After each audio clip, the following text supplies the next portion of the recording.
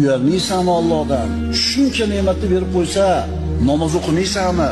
Shuncha in'omlarini behisob qilib ustingga to'kib qo'ygan, sochib qo'ygan bo'lsa, Allohga itoat qilmaysanmi? Allohdan uyalmaysanmi? Va kana fadlullohi alayka azima. Allohning sizga qilgan fazli marhamati ulug' bo'ldi. Qaytaramiz, inson har qancha urinmasin, Alloh bergan ne'matlardan birontasini Allohga qaytara olmaydi. Ha endi kimdir aytishi mumkin. Va Ibrohim allazi vaffa degan Qur'onda Alloh. Vafo qilgan Ibrohim deyapti Alloh. Vafo qilgan ekan u. Birodarlar, vafo qildi deganini biz Allohning bergan ne'matlarini shukrini ado qilib qo'ydi deb tushunmasligimiz kerak. Nima degani Ibrohim vafo qildi degani? Bu degani Alloh Ibrohim alayhisalomni sinadi, yelkasiga taklifotlarni zimmasiga yukladi. Bu ulug' payg'ambar zimmasidagi hamma narsani ado qildi. O'zini itoat qilaman degan ahdiga vafo qildi, buyruqlarni bajardi.